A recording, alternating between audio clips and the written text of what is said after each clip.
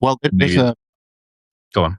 so this is the Alternate Worlds podcast with Brian Strand. I don't have like a little starting thing. This is Ben Seck, who's currently in London, generously is put kids to bedtime, which means we are the winner, and we all know it.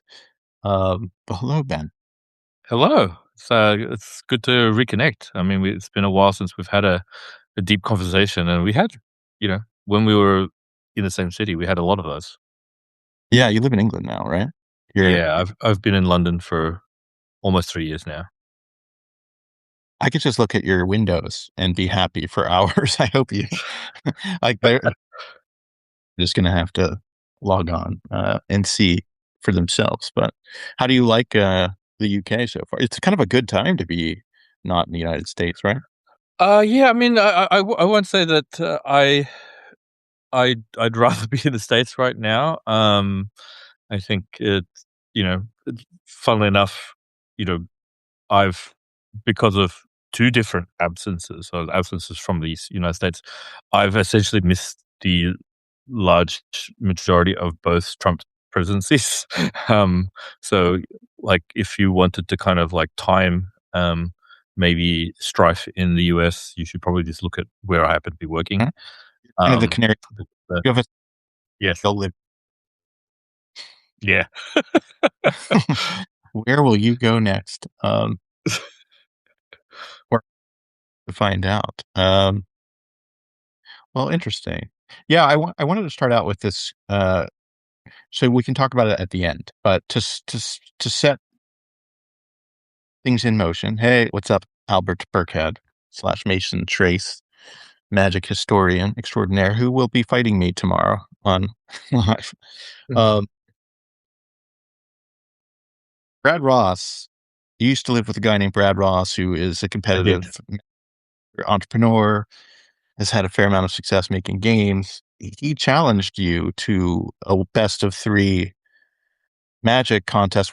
If like neither of you practice for it, he would be open to that sort of a duel. Like you don't have to answer.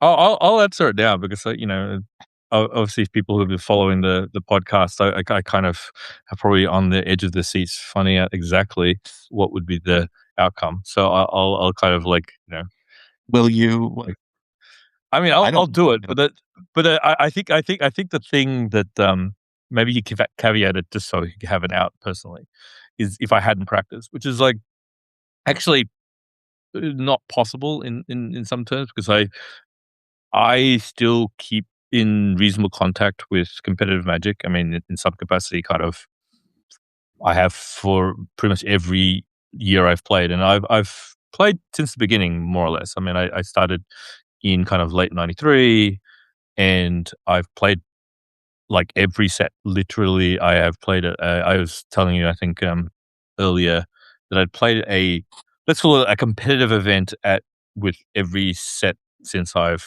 started playing.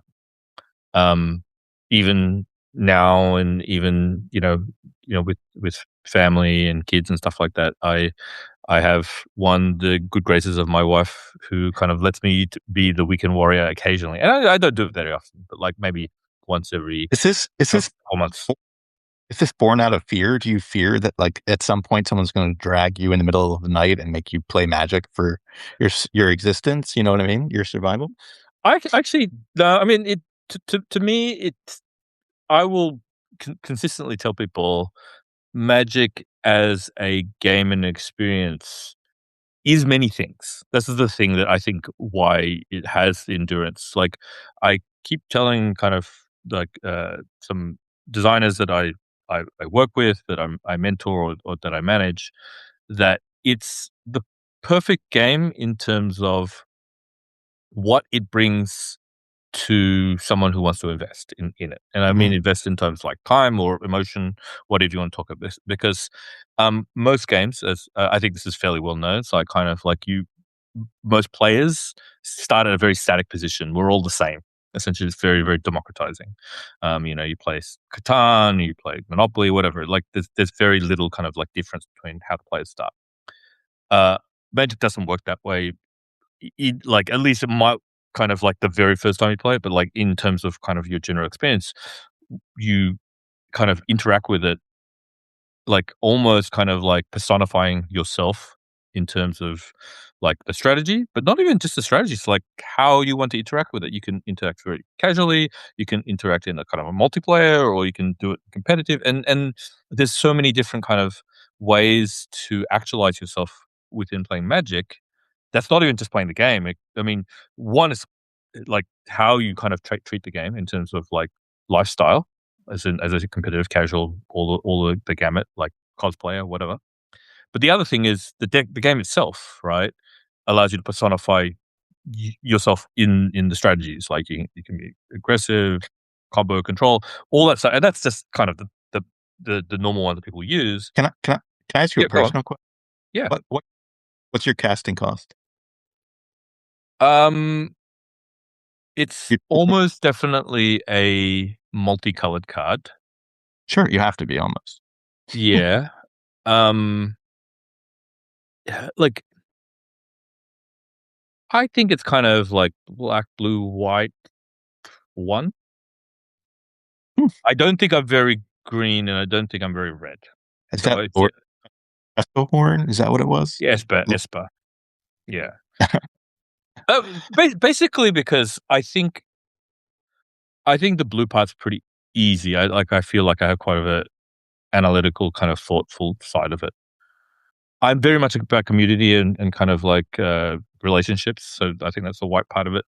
And I think the black part of it is that I I kind of I really do treat things quite pragmatically, and I think maybe people don't associate black with pragmatism, but it like, Sure. I think it's still important to think of black not as the evil color, which I think is, like, easy to kind of, like, say, "Hey, they're involved with death or greed or whatever," like, but actually it's about kind of being very, very kind of, you know, not rules focused, but, like, ruthless with how you are kind of, like, organizing things, right? So, like, it doesn't you take away a little bit of the, let's call it, the emotion part of, kind of whether you should do something or you shouldn't do something, or how you use your resources, or something like that. And I think that is pretty important. I think you know, I wouldn't call myself a neoliberal, but I do see utility in, market systems, because I think efficiency is important. And I think people would associate that with black. I think they would be right to. I think, let's call it, if you had to kind of like put different economic philosophies in the color pie, I think, um, markets is black. And I mean, as in kind of like, efficient markets, or whatever you want to call it. Like, it's big because it tries to be agnostic to emotion, agnostic to kind of, The top let's call thing. it, yeah, yeah, it's just like, it's outcome focused. And I think outcome focused, you could put it blue. I think it's reasonable, but I Yeah. also think in some ways you accept some of the, externalities of it to get general goodness, like, general output. And I think Hmm. I'd be loath to say that while I'm very much a left person, but I would find it very hard. Like, I often say, it's like, m and I don't know why I've got into kind of like economic theory, but, like, you have to look at how it's helping kind of, everybody else. Like, market economy is, essentially free trade or something like that. It's like really solved, general, like, what is it? Like, not poverty, but, like, hunger. I don't think food, like, hunger as a real threat to society is, like, probably, you know, 20% of what it was like when I was growing up in the 80s. I think it was, like, very, very much on top of mind. It's like people are dying, like, resources are not allocated correctly. And while I don't think that as everything is solved, of course, like, there's still huge income inequality, and, there's other problems. But, like, in terms of kind of like actual kind of like resource abundance in terms of food, I think it's, you know, mm, a lot of it has been solved. And I'm not saying people aren't going hungry. That's obviously not true, but I think the What I issue in terms of how big it was has changed. I interpret that as like an argument for why black is good. Is that I think black has its purpose. I think yeah. you get a result, and sometimes I think we even seen now. I think like you there's always this like talk about like how you know liberalism finds it hard to get outcomes. And I think part of that is that you're trying to kind of like satisfy so many different kind of needs, and sometimes that kind of faffing about, for want of a better word, means that you kind of like lose the forest from the trees. Now, again, I want the same outcomes. I think but I'm pretty pragmatic about like, okay, maybe we have to kind of like, you know, like we have to move the process along sometimes, and that means that don't doesn't mean that we forget about people. Is it means that sometimes we need to kind of like retroactively help those people rather than proactive help. Because I think if you try and proactively help everything, I think you end up with imperfect solutions, and I think overall probably a worse outcome for some people that you think you're helping. Have you seen This Is Spinal Tap 2? Not the sick, no, not this is the No. sick part. It's like I don't wanna spoil it, but I do wanna spoil it, and so maybe I'll spoil it. But, there's a scene in there where, um, the band is being dressed up in bug outfits, and the the bassist, Harry Shearer's character, uh, says, "So rock and roll is like pestilence." And a lot of what you're saying kind of reminds me of this bizarre. Um, I don't know why one and one go together. Happy Friday. I know it's Thursday, but when when the brain no longer works properly.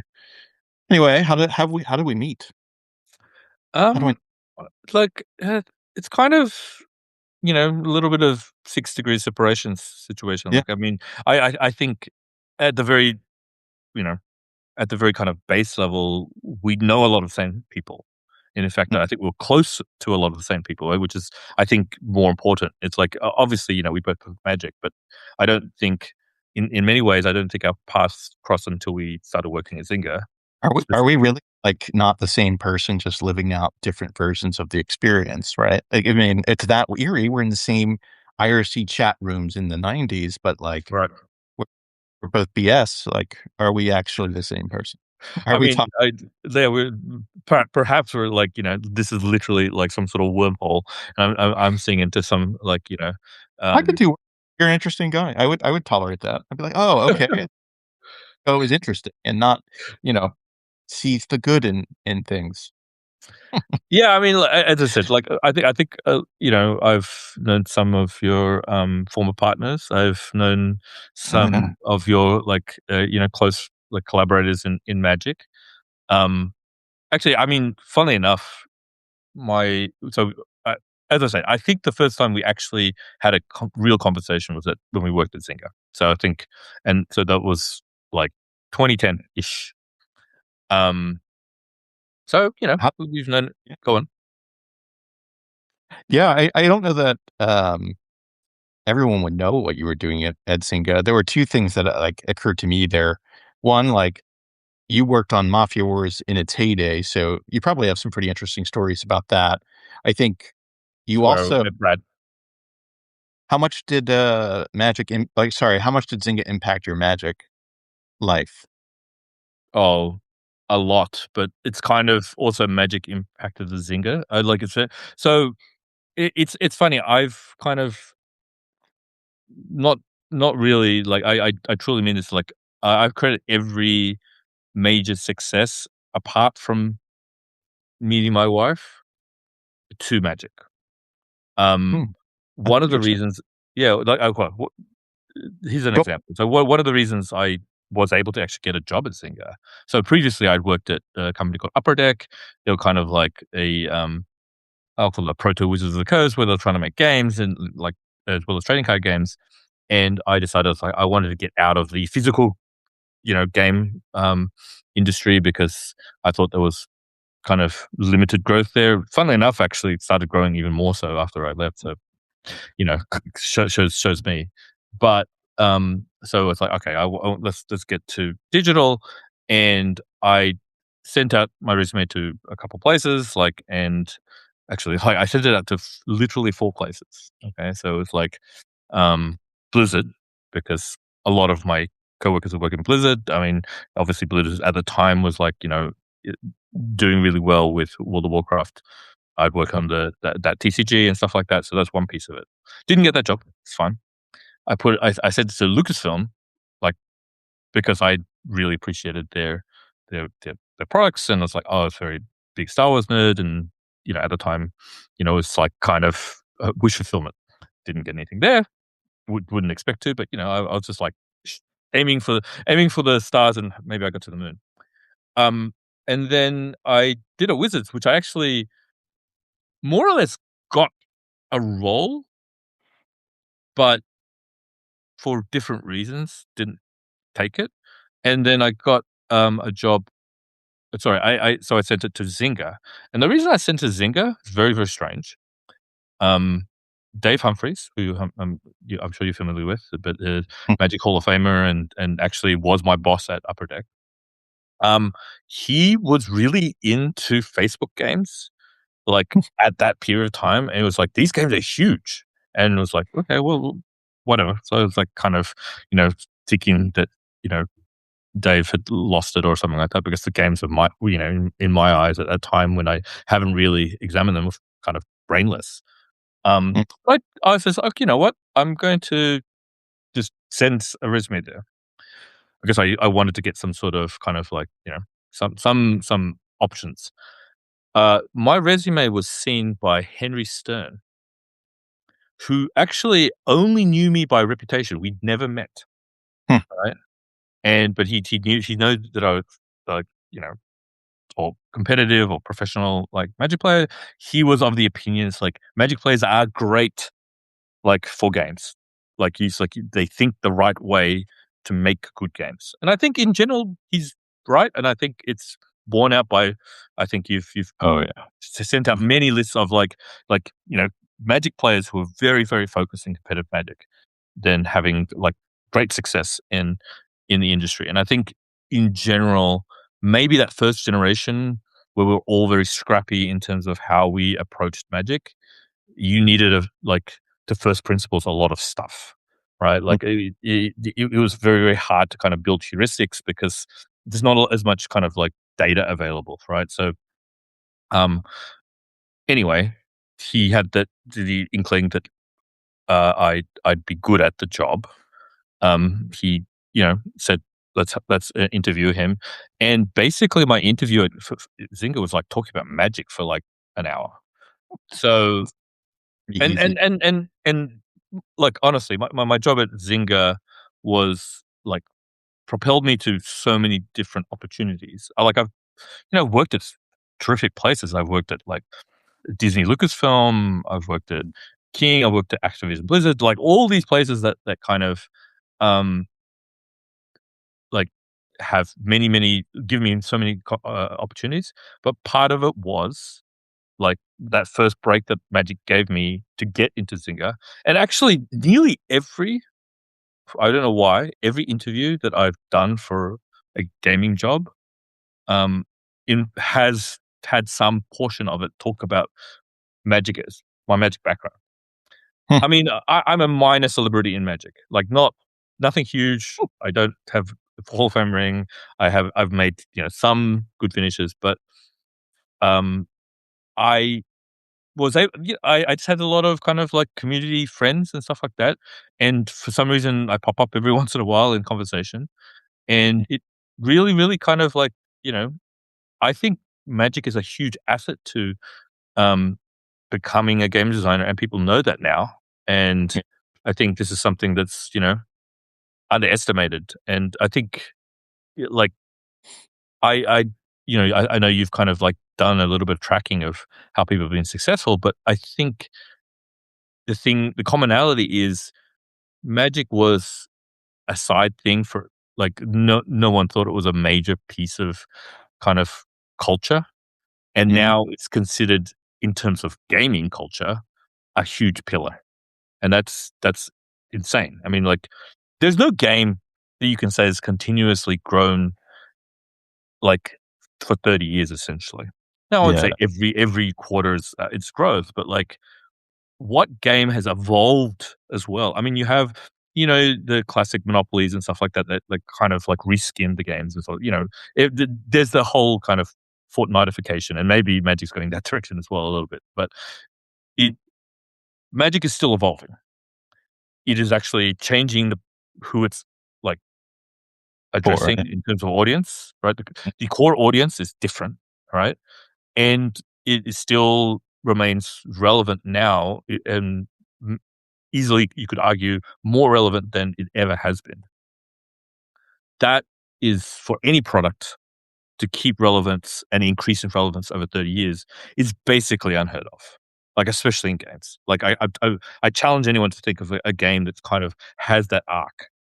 And part of that is it's pretty generational. Like, the creators of the game are kind of like almost like, I know some of the designers that are working on the teams now, and they're kind of like almost great grandchildren in terms of kind of great, like, gaming kind of generations of the people who we associated with, right? I don't mean the actual great grandchildren, when like, but in terms of, like, a gaming generation is like 4 or 5 years. Not, it's very yeah, quite short, for right? sure. You only have so much disposable time before your, life force goes in other places, but Right.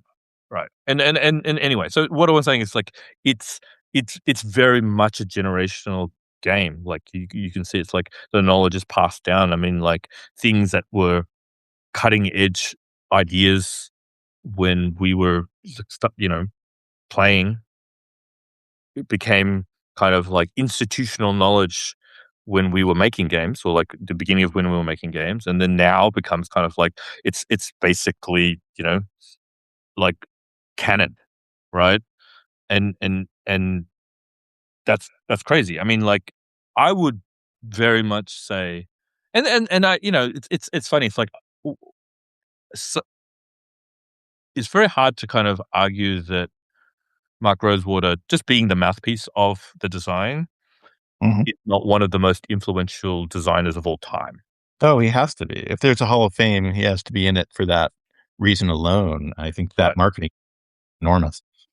Yeah, I mean, he just keeps talking about it, and I mean, one, that's Mark. He won't stop talking about it. He's a good storyteller, and he was a good designer too, right? I mean, Yeah, all those yeah. things.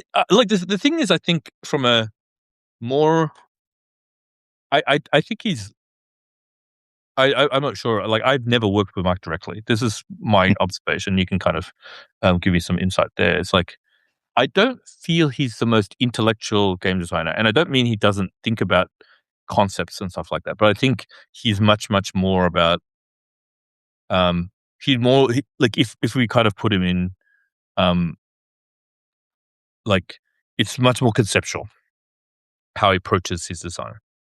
I always thought he was kind of empathic. I think a lot of the people at Wizards in my time were empaths or feel-based designers.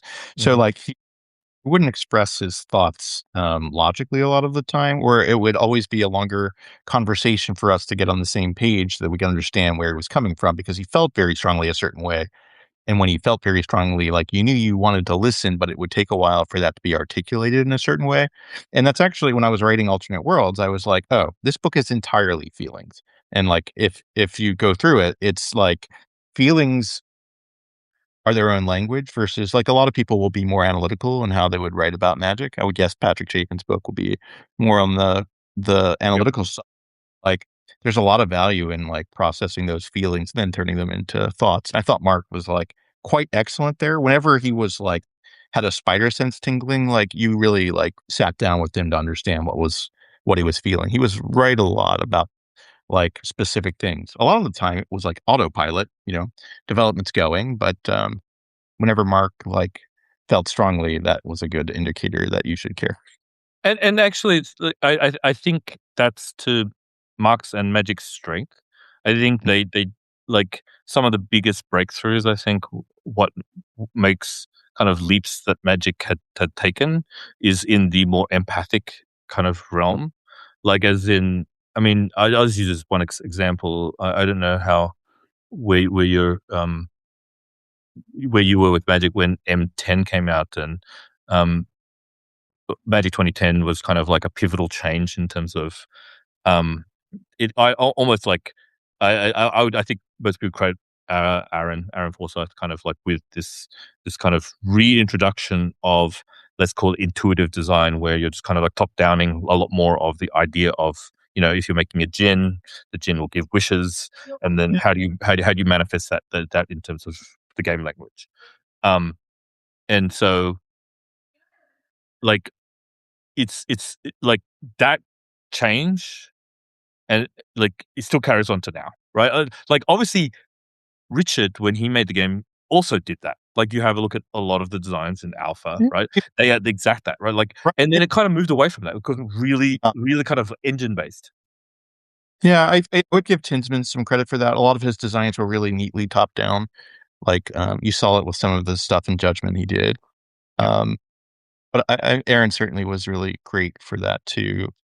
There's a topic where I think something that is coming up in a recurring fashion now is like AI is going to eliminate game makers, and Wizards is entirely field based, and a lot of the things that you would need to measure to make for interesting or valuable inputs in an LLM aren't tracked, and so I don't think that will play out as true for any game that has depth that's made for humans. But I was kind of curious about like what your take is. Like, people are think that AI will do X Y Z. Like, how do you think it'll impact games? Not in like yeah. yeah. So I mean, I think you need to break it down in a couple things. Like, firstly, AI is a real technology. I think, like, there's I know you would agree with this, but like I still think that it's somewhat a contentious point out there in terms of like, oh, it does nothing, or like it hallucinates too much. It's like, I like, yes, it does some of that sometimes, but actually, It's one, quite valuable, yeah.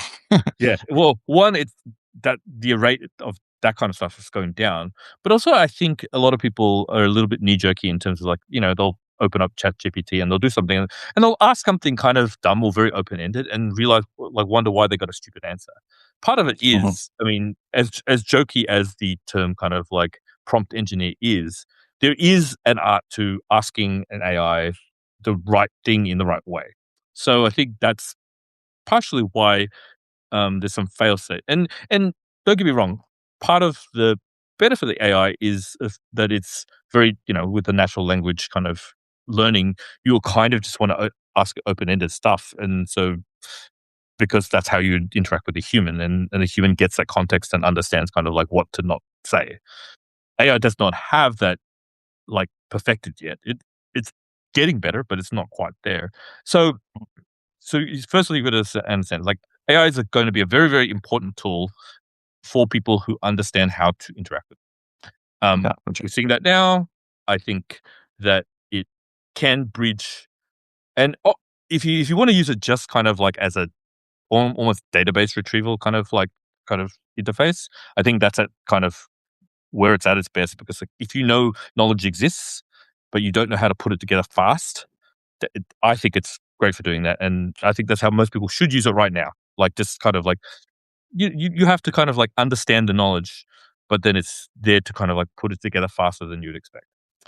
So that doesn't really help game design per se. It might speed up some elements, but it's Mhm, not like, I don't think it kind of creates new or unforeseen. Like, one thing you want to do with it essentially is like, can it put together threads that are unexpected? Because I think that's mhm, part of what makes games surprising. At least let's call it games that we might enjoy in terms of like meaningfully kind of like challenging our conceptions of, an experience, and say like, oh, it's interesting, or there's a twist, or there's something unexpected. Because as soon as it's expected, then it becomes less of a game, because you're just kind of like almost just using heuristics. Like, anytime you get to a point where you're using heuristics too much, mhm.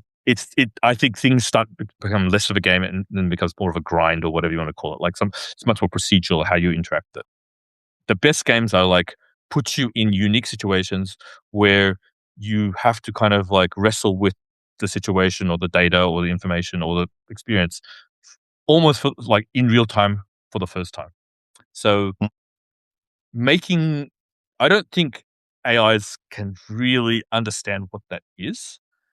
And so once you explain it to them, I think they can replicate something that you have. So if you're talking about like maybe making more content like something, absolutely, I can see that happening. So it's like you create the framework, you can create kind of like the things that you prioritize, whatever as design.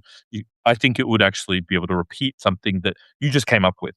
But the inkling, the kindling, or the spark that kind of like creates that initial, like, you know, creative experience.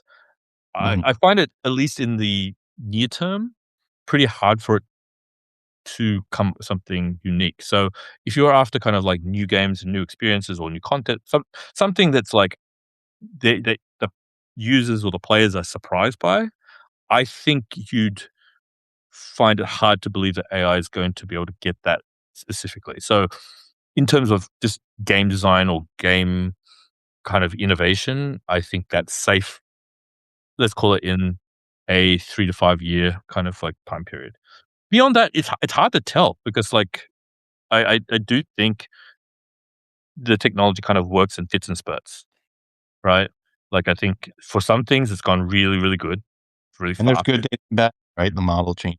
You're like, Oh yeah, yeah, absolutely. And I say like I'm not like a blind advocate of AI. I think one thing, I really am very pro regulation for a lot of this stuff, and I want it to have a lot of structure, and I want it to be like, you know, we need to be aware of how it can kind of minimize like damage to people or to just how we approach the world. That needs to be top of mind. I don't think government is up to it. Honestly, that if you ask me honestly, like there's just not enough knowledge there, and especially in the US, where I think there's kind of like a bit of a system failure in terms of how um like the government understands complexity. Um, like, and it's not getting better; it's getting worse, yeah. right? Right, and for, you know, many reasons, but I think obviously in the last few months, even worse than normal. I think it is actually up to the creators and developers of these technologies to have more of a kind of, you know, working for humanity's betterment, but I just don't trust that either. I don't think that's gonna happen. Um, uh, so I'm a little. I don't say I'm pessimistic, but I don't really see a great way to like make sure this incentives are aligned with humanity's incentives. But I think that will happen, or at least somewhat will happen. It usually does, right? Over time, Right, right. This is the right same. now. It's like I actually think the externalities get larger and larger and larger, and then eventually you have kind of to pull it. Now, is it too late? I mean, like is it kind of like climate change, where it's like you know we, there are rules, right, that kind of govern this, and I think our understanding of the externalities are actually pretty good. But will it be fast enough to kind of like save humanity? I don't know. I mean, I hope so. I do think that technology happens. You generally kind of like you get to a point. Like I mean, to get back to the famine, like hunger thing, right? There was many models and people and scientists that were predicting that essentially um, overpopulation was going to get to the point where essentially the whole world was going to like the resources were going to completely be consumed by the amount of people, and then there were some technologies within the food generation that basically kind of completely eliminated that problem, and it was at a tipping point at that point when it was kind of like late 70s, and it tends to actually happen that way. You tend to see like the crisis point getting so desperate that you feel like, oh, we're all dead, or this is not an intractable problem, and then technology finds something happens such that it gets solved. Now, I'm not saying that that is a like inevitability, but I do think there is a pattern there. Like just like I think when we're talking about like fossil fuels and energy, I really do think that renewables. That it's actually not the renewables issue that's kind of like sorry, it's not the ability to generate with renewables that's the problem. It's the storage that's the problem. It's a battery issue, more or less. I think once the technologies get to the point where batteries are kind of like cheap and efficient, which I think is actually kind of closer than we think, then you'll see essentially renewables take over like by a significant amount, and then the need for fossil fuels go down. Now, like that doesn't mean that there's not going to be some sort of upheaval because there's so much moneyed interest in that kind of stuff. But I generally think it could head that way. At least that's kind of my hypothesis in that area. Hmm. Yeah, I asked you a question a long time ago. I'm going to pivot the conversation a little bit back to Zynga. Sure. I asked you a theoretical question. So in R&D, we would ask these theoretical questions a lot to just, essentially feel where you were at. And it was kind of darkly tinged, but I'm going to say it anyway because Yep. 15 years later, we're different people. We have families now, but like the question I asked Ben, like I was having we were both in like pretty stressful situations, and I was like, would you give up a year of your life for $1 million? And like, how many years would you give up for 1 million each time? Like, I know I the mean, answer, but yeah, yeah.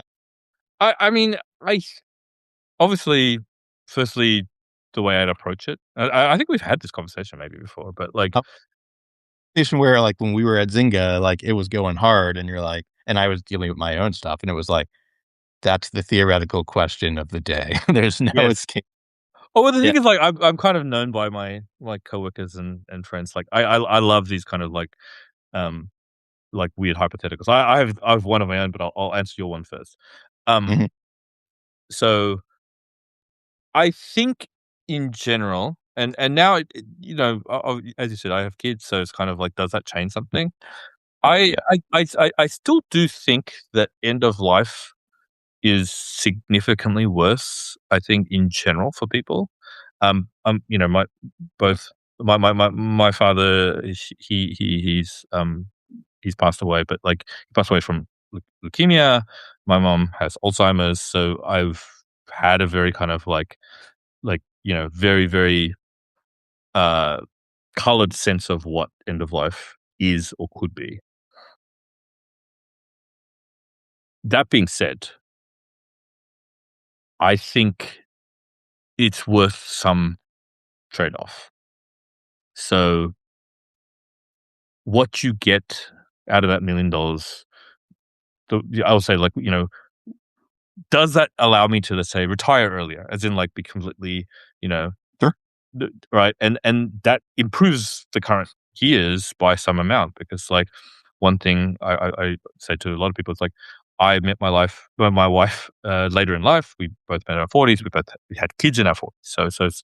So I have the experience of being older. We both have experience of being older parents. In San Francisco and Marin, you're actually on par. So, Maybe that's true. But the thing is, I very much enjoy my wife's company, and we are still working, so it's like the ability to actually, connect in large amounts of time is like, relegated to holidays. Also, we had kids very soon after meeting. I mean, like within 18 months of we had our first kid. So we don't know a lot about kind of like single life with each other in some ways, right? Like we've always, mhm, we very soon we had a kid, and I mean, we were very compatible in that way, so it wasn't kind of any issue, and we love being parents and we love our kids, but that $1 million would be allow us, let's say when we were our kids were like in college, to really kind of like accelerate our ability to just spend time with each other. So my answer is actually probably a few million, maybe two or three, maybe five. you also get That's to Yep. invest your time you want, right? You can make the impact you can if you have the security to do it, which Right. is extremely valuable. It ends up being a much like it's actually like a really interesting question. No, and the thing is like, okay, then, like what the funny thing is if I ask my kids, like, they're too young to actually understand, but let's say they could comprehend the question. No, like, I mean, it's like, would you rather have your parent like, I think they would say no. And that would be a tough conversation. Let's just say everyone could actually kinda, handle the gravity of the conversation, because I'm not just an island anymore. We're on this boat together, and even after they're essentially living their own lives as adults, we're still in the same boat. I mean, I was very much affected by my father's passing, and like, it actually kind of as a quick anecdote, like, it actually caused me to I lived in the Bay Area, like, when my dad passed and my father was living in Australia, and while towards the end of his life, I visited a lot. Um, as soon as he passed, I stopped visiting as much. So I had this period of time where I was like, "Okay, it's kind of out of sight, out of mind." We had the funeral and everything like that, and I just didn't mourn because he wasn't part of my daily life, and we didn't really we did some phone calls, but not as regularly as you think. And then it wasn't until my first kind of long trip back to Australia that I kind of felt the presence, and I just had this complete breakdown. And what it kind of like cascaded into is to me to live in the States, like at the end of 2016, kind of, and deciding to move up and go to Barcelona. And and within 1 month, I met my wife. That's And pretty wild. I'm not a religious person. I don't really believe in fate or serendipity or whatever. Like that kind of stuff is I appreciate it, and I think maybe inside I'll have some thinking that things happen for reasons, but I think if you really drill into my philosophy, I don't believe that. But it's hard to kind of disentangle the fact that it was my father's passing that allowed me to meet my wife, which allowed me to have my kids. So it's kind of, if you want to talk about a poetic version of what happened to me, is that my father gave me my kids.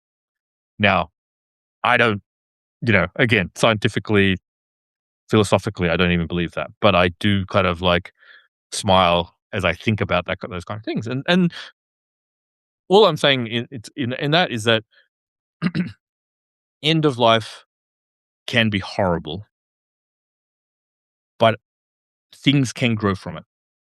I feel Mhm. like from it, I think maybe I don't need a million. Maybe I should just have a bad end, so to speak, and my kids will grow from that too. So maybe I'm overestimating how valuable that money is, but I do think, you know, I think it's probably worth some trade off. A couple of years, I think it's probably makes very good, provided there's no taxes and stuff like that with that million. I think it would be probably be there's probably some correct trade off there, and I'd generally be willing to take it. Um, but Can I yep. can I give you a remote hug?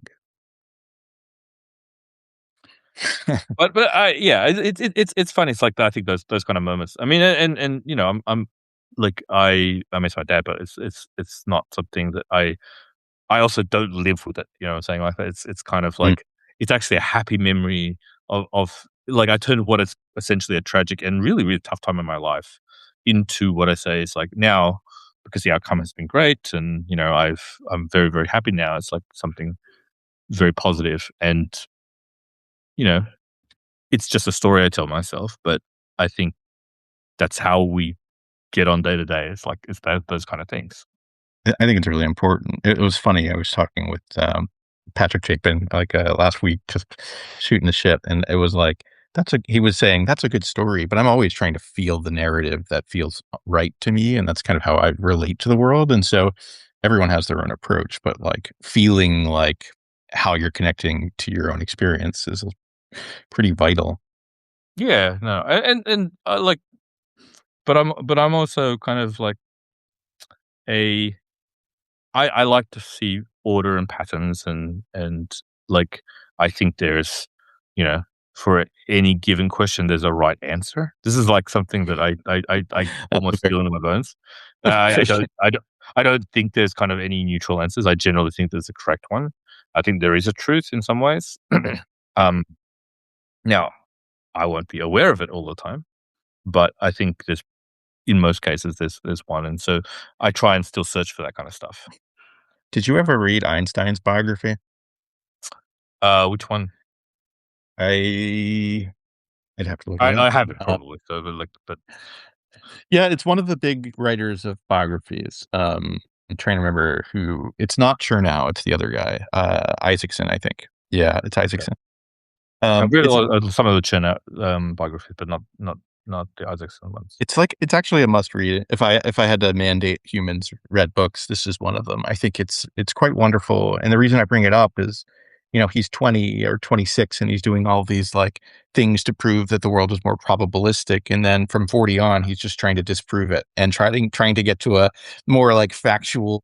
This is how the world really works, and so what you just described was like a beautiful that book is important for so many reasons to me, but that was one area where I think there's this like, 20s, 40s kind of story of like what you want out of like your relationship to information and to reality. I strongly recommend it.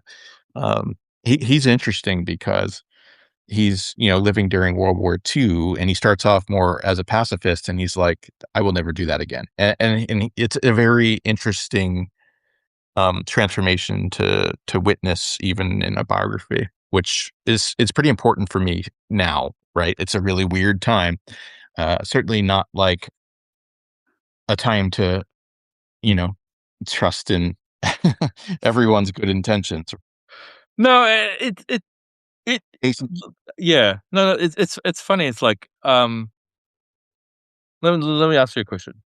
Do you yeah, think people's general pathologies in terms of whether they're innately good or bad, and I say innately, I don't mean like it's an inevitably, but it's like if you had to kind of like somehow understand, kind of like reach into there and say if they're do you think that the mix, like like where the median person is different than it was, let's say 100 years ago? Or do you think it's like actually everybody is actually kind of more of a, like was always a scumbag and now we see it more? Because I feel okay, here's my theory. We see a lot more scumbaggery than we usually like historically have seen. Now, is that because there has been kind of like a little bit of the floodgates opening in terms of its acceptability, or it's the method by which we get broadcasted, like social media, etc., or the actual amount of scumbags has increased, like in proportion.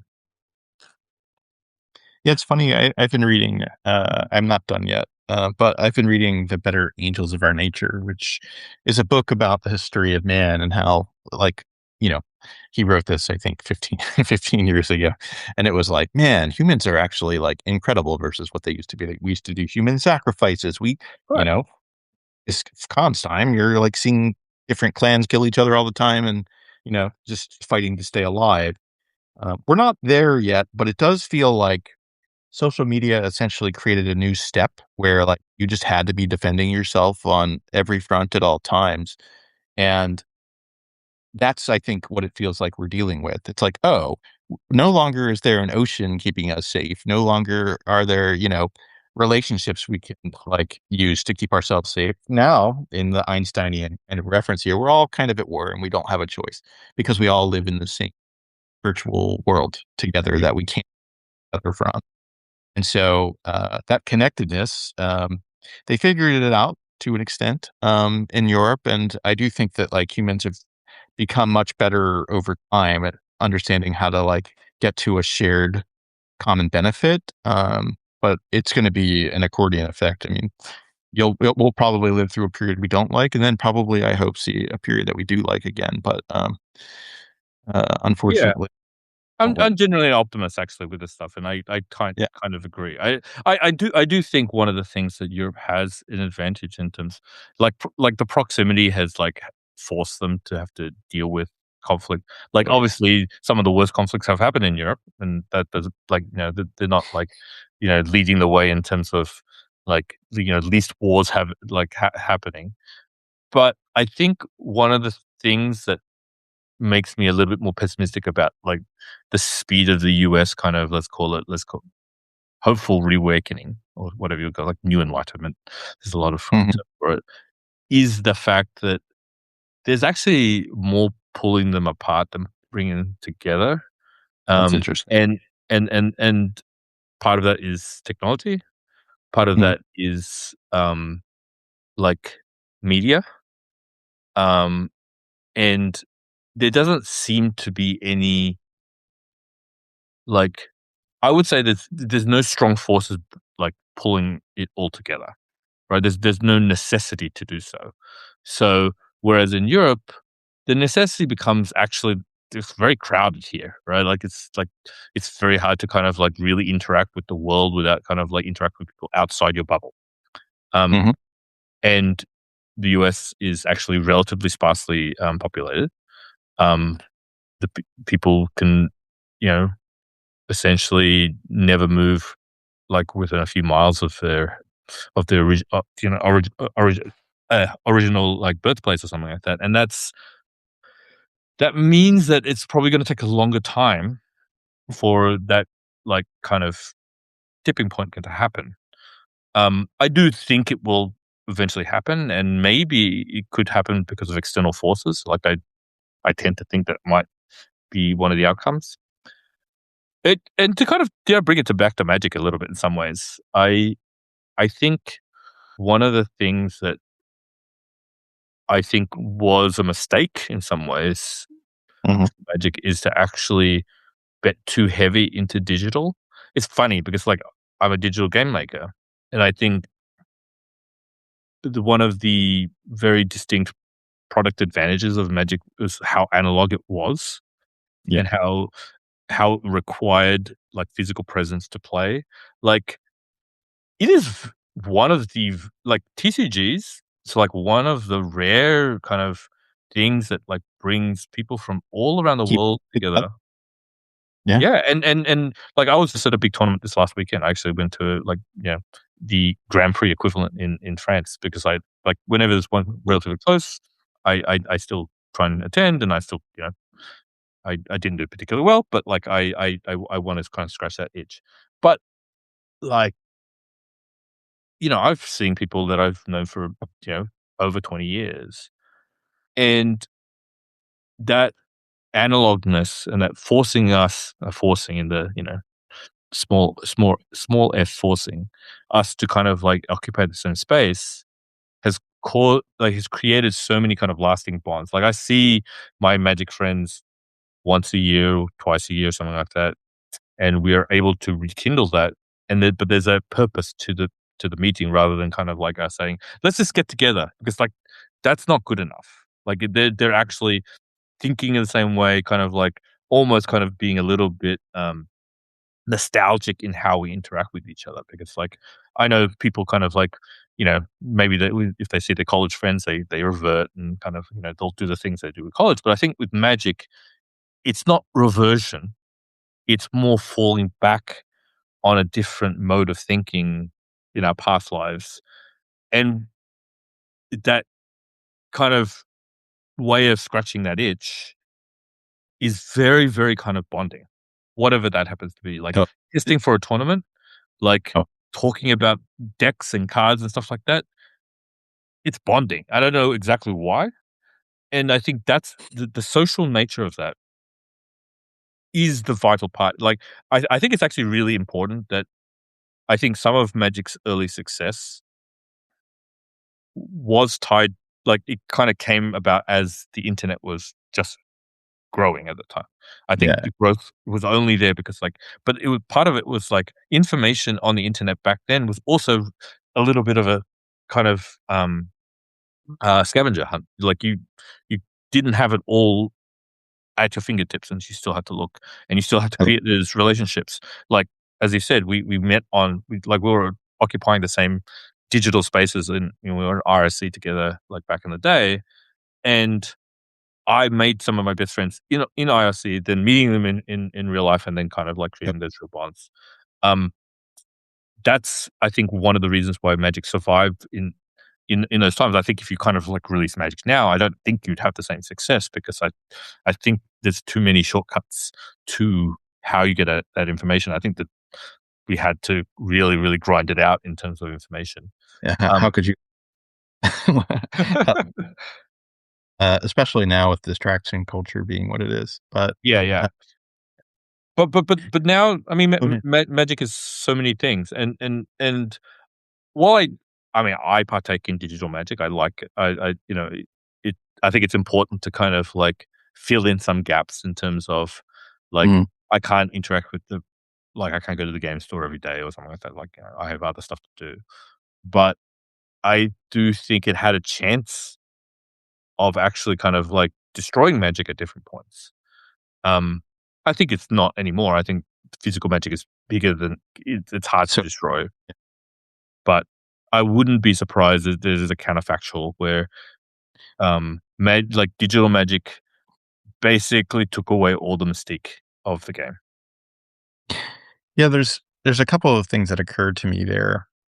One thing that you reminded me of because you're yourself. So, like, Paul Barkley, who's in this chat right now, he's probably like, "What? I didn't expect to be referenced." But, um, just put on, he put a meal out for Brandon Bozzi's, interactive theater event, and it looked like a Michelin star meal, and it was the top rated thing. And there's David Williams, who was a runner up on MasterChef. And you're actually like quite an incredible chef. I've seen you cook, you know what you're doing. Brian David Marshall's out there. One, like, why are Magic players like eerily good chefs? And two, why isn't there a Grand Prix where like all the top chefs of One, I'm definitely not even, I'm kind of honored to be named in but I'm a decent chef. you? But Yeah. part of it, like, I learned it like anything else. It was like somewhat connected to I'd moved away from Australia and my family, and I was nostalgic for some of the food that my my my mother made, and like my parents are like Chinese Malaysian, and so there's a bit of kind of food nostalgia and memories connected there. So, and it was very hard in the West Coast, US, to actually find that specific um, cuisine. So I had to do it myself. So that's part of it, and that's kind of like why I learned some of the techniques. But then also, I was very, very much into early um, reality TV competition stuff, like Top Mhm. Chef. Still remains actually one of my favorite It's watches. great. Right, it's actually kind of like, as from a game design perspective, one of the more solid ones where you feel like they're not trying to screw like you. I think there's a lot of shock value that a lot of reality shows try and do, and that shock value generally kind of like means that introduces more randomness, so more just kind of like arbitrariness.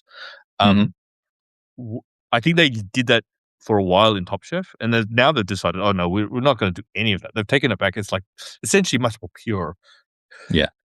in terms of how, like, they're very rarely like there used to be like a challenge where like, you go to a vending machine and you have to cook stuff out of the vending machine, right? Yeah. And that's just not a really a challenge. It's just kind of gimmick.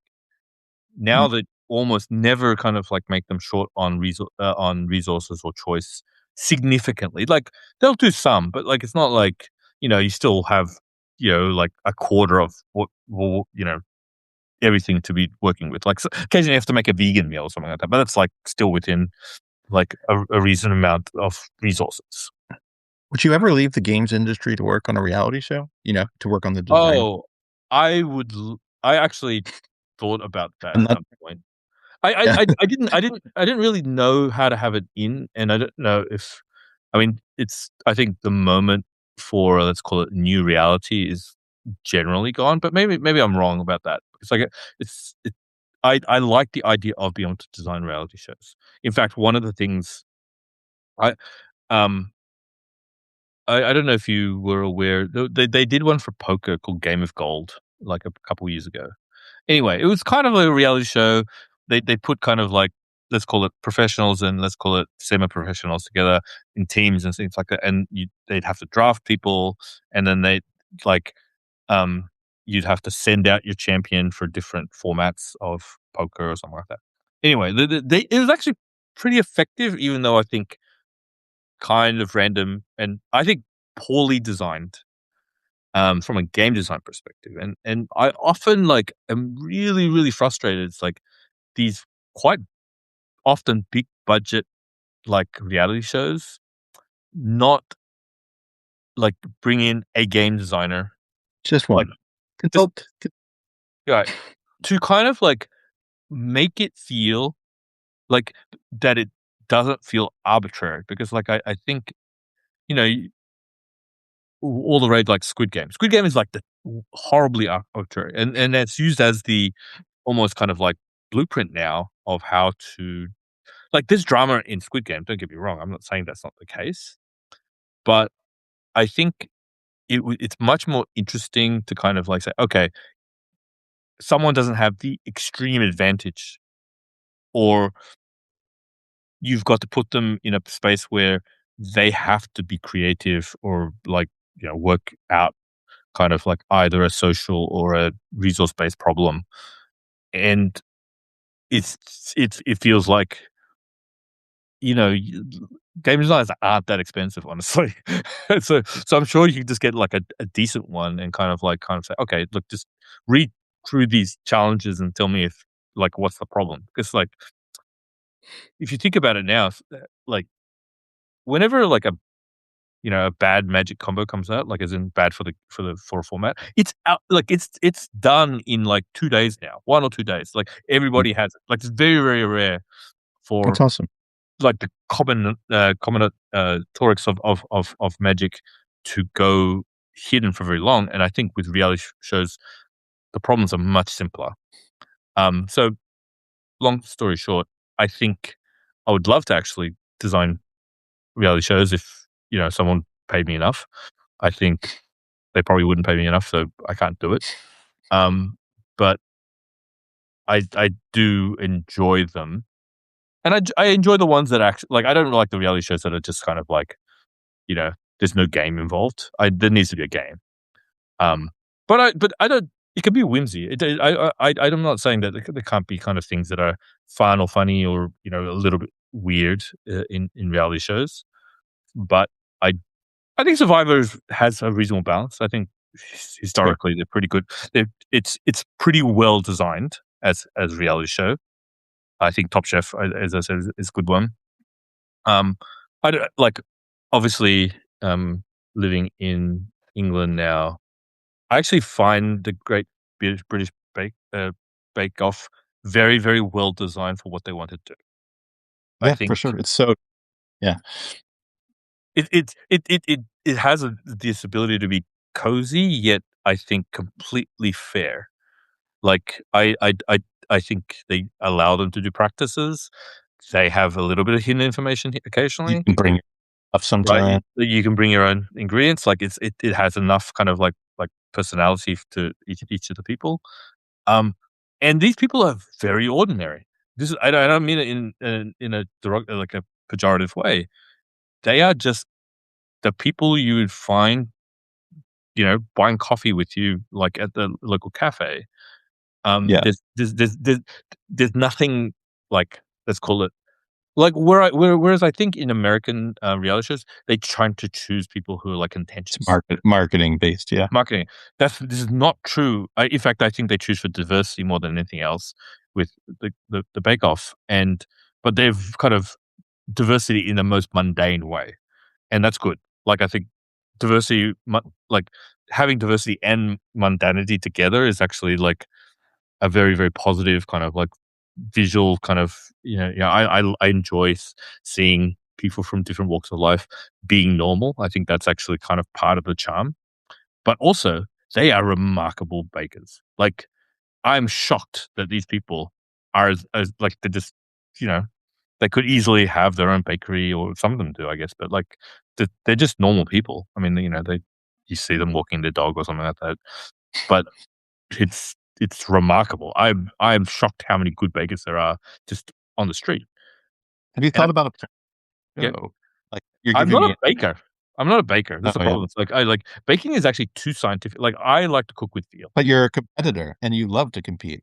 That is Right. That's true. I mean, if it was like, you know, a cook-off, I would do it because I think I'm pretty good at, um, taking ingredients and making savory things. Like, the problem with baking, is that it's science, right? So the fail rate, if you don't actually get your numbers right, and I'm just like, I think I'm just not detail oriented enough, like, in a cooking sense, to be a mhm. good baker. Like, I cook with feel. I'm very good with flavors. I think that's probably one of the things I'm good with combinations. Those are good things. Those are all feel based. Like, combinations is about feel. It's not like there's no kind of like correct answer, like in or at least no apparent correct answer. Go Goes against my previous site. There's always a right answer, I know. but I was like, wait a minute. There isn't but like baking is much less forgiving in terms of that. scientific. Yeah. What's your favorite magic epic after all these years? 30 years. What's your What's favorite magic? Sorry, aspect? Sorry, did you say Epoch. oh, E epoch? Hmm. Alex Schwartzman word blame. Um, the problem is I think it's so associated with kind of my own personal. I think it has to be something like the Invasion time. I think Oh, Invasion, like, I felt like I was very solidly, like, you know, I performed pretty well during that point. Certainly I was playing, you know, I was living in Australia, and I think in that community, I did really well. But also I think I started to very much appreciate the game design of Magic during that epoch, because it was starting to kind of like show structure in a way that I felt was in a good way. Like, I think blocks were a good thing. I mean, blocks came before Invasion, but I think Invasion was like almost I'd almost call it the pinnacle of block. it Um, was the coolest. You played the first set, you're just like, "This is just cool." It's the first one time you felt that, right? yeah, I think so. Like, because you know, it started off with like friendlies, then it was like three color kind of like wedges, and then it was like opposites. And so that structure is like poetic, right? Like, Yeah. it's like telling a story in blocks. And I understand from a product perspective why they don't want to do blocks now. That it's coherent to me. But I Mhm. think that from a design perspective, it is less elegant and less, I don't know, kind of, I think the current way of making sets leaves huge gaps and doesn't allow you to sit with stuff. I think that's, again, it's not kind of like saying it's right, better or worse. It's more that, at least as a designer myself, I appreciate the arc a block can give you. I understand, but product wise, it sells for us, so you know, got to follow the dollar. Have you ever thought about what the Ben Seck director's cut version of the magic block would be or a magic set would be?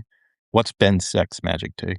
Um, I, I, I I've thought about. In fact, I've done this exercise a few times. You're I mean, actually, when I was a player and I was trying to get to be a game designer, one thing I did was like, and this was a time when it was not. You know, now people do play creative sets all the time, but this is like very early on. I literally made an entire block. Um, I actually ran a tournament series. Like, so I was early on, I was like very community focused in Magic in Australia, and so I'd run this very kind of like, you know, locally prestigious like series in all the LGSs. And what I do is like have the finals where you draft my set, and I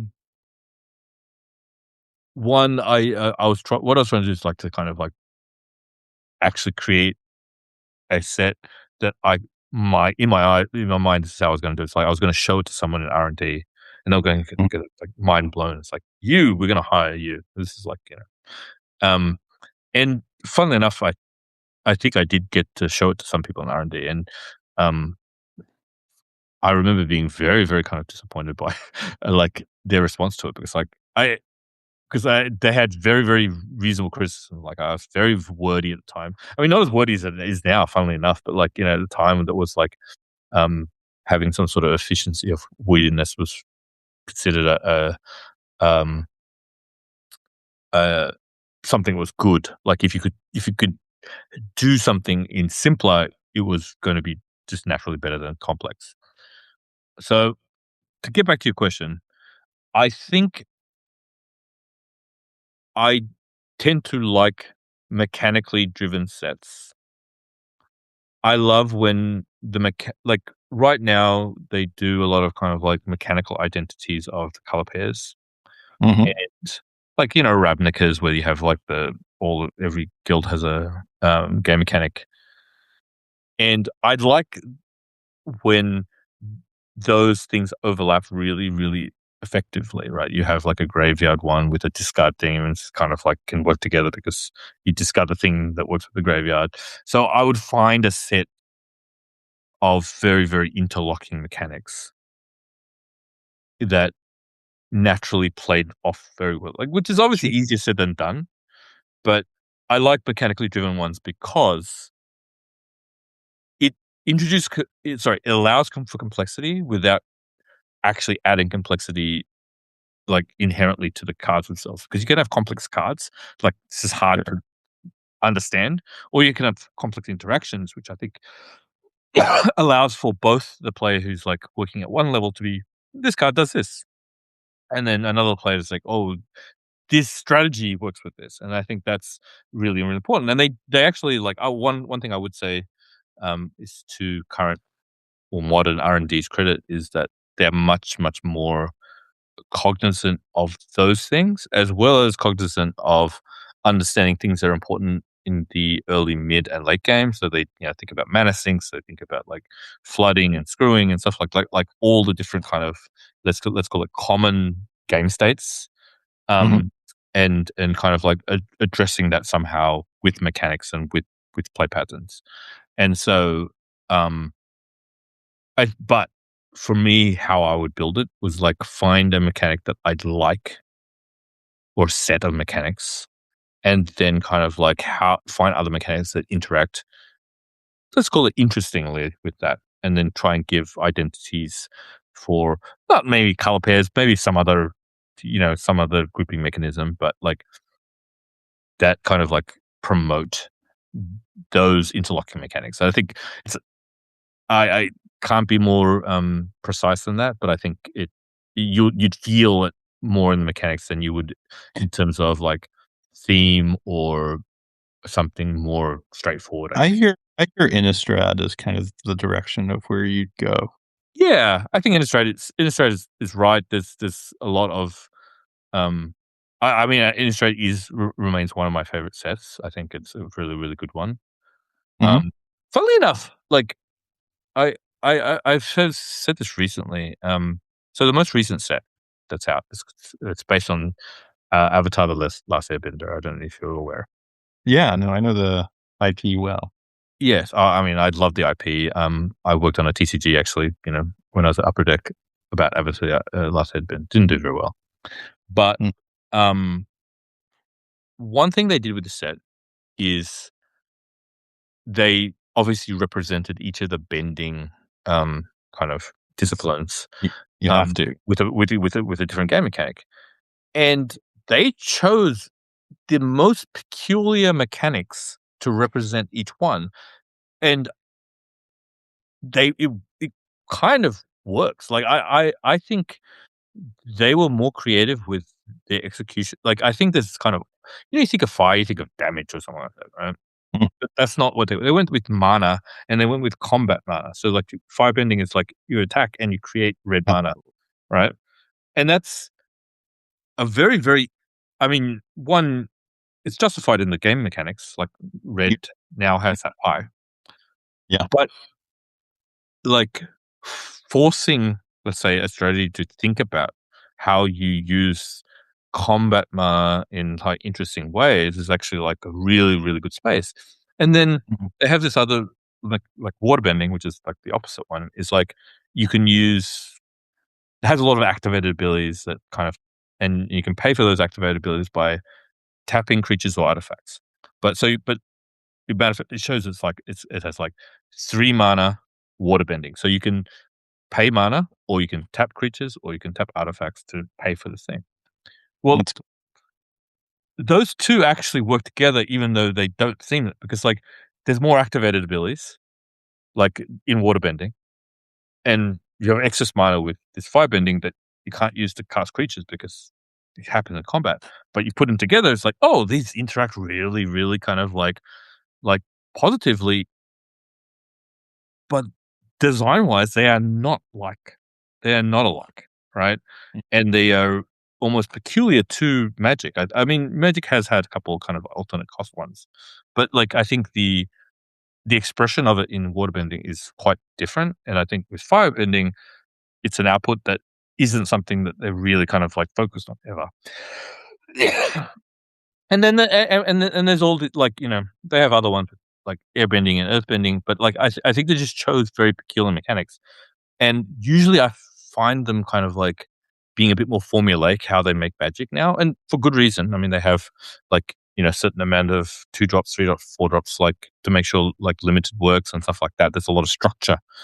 And so often that structure narrows the design space in a way that makes it feels like you can see you can almost see the design map because they have to wholesale, so to speak. They have to make sure that cards represent each of these pieces. This is a set that I think they did that, of course, but the mechanics don't automatically allow you to do that, which I think is like cool. Now, I don't. It's not the best design set. It's a well designed set. But it's not the best design set, but I thought it was like at least a very innovative set in terms of their mechanic choices, how it expresses the story, because I think it's actually pretty good as a top down set. Um, I've obviously have a soft spot for Avatar. I generally don't like kind of all IP. the IP tie-ins, and I would still say I prefer a world without them. And purely for old men, like screaming at the sky reasons. Not, I think it's actually the correct product reason. So product to go that direction. Mm. But this one I was enamored with for all those reasons. And so it doesn't always have to end up as a bad product. Yeah, it was funny. I got a question. Friend of mine who has a long-standing podcast that's successful. He was like sharing an article about the sets that failed, and he talked about Spider-Man. And I have no idea. I didn't play with it, but it's interesting. Like in the '90s, like IPs weren't cool, right? They were actually like very uncool. So we grew up as a generation that like you know, probably wouldn't seek out Marvel so much as like the current one did. It was a countercultural generation that made Yep. magic. And when we get into Silicon Valley gaming or making games for mobile, it's like cultural entirely. And so that's an interesting shift to have lived through. What are you doing now? Like, what am I doing now? As in, Yeah, yeah, I haven't talked to you in a while. What? yeah. So I'm chief creative officer and head of R&D and new games, I guess, for a medium sized studio. Actually, funnily enough, the parent company is Zynga. So in some Yeah, ways, yeah. I'm Back actually home. I'm back home, and there's a couple of people that are still there from my time. Um, the way the studio structure generally works is like it's quite um autonomous, and so uh, I don't feel that I'm back at Zynga per Yeah. se. Generally, I feel like at a mid-sized kind of like mobile gaming company. Um, but what I'm focused on, like one side is kind of like the creative design side. So I'm kind of like dotted line all the creative disciplines. So non-dev, non-engineering positions kind of like roll up to me. I try and give my advice and support to those groups. But my kind of day to day focus is on kind of like essentially the entire uh, like process from strategy to concept to game choices, all the way to like slightly past release. Hmm. So it's like up to ones to kind of like what is our internal kind of like pipeline, what is our strategy in terms of like what kind of games, what audience we're going for, what mechanics do we want to kind of like Sure. see. And then it kind of does also tie into methods as well. So some AI stuff, some kind of like, other aspects of it. Do you want to make it a 3D game or a 2D game? Like there are some technical choices that we make. And then, things like genre and theme, story in some cases. Uh, so I run the teams, the prototyping teams, and the production teams that kind of like as part of that like chain. So we have a lot of different little ideas going on at once. If we find something that's heat, then we kind of all coalesce in that one. So the resource kind of like, but then I'm involved in kind of like making sure that one, it still remains fun.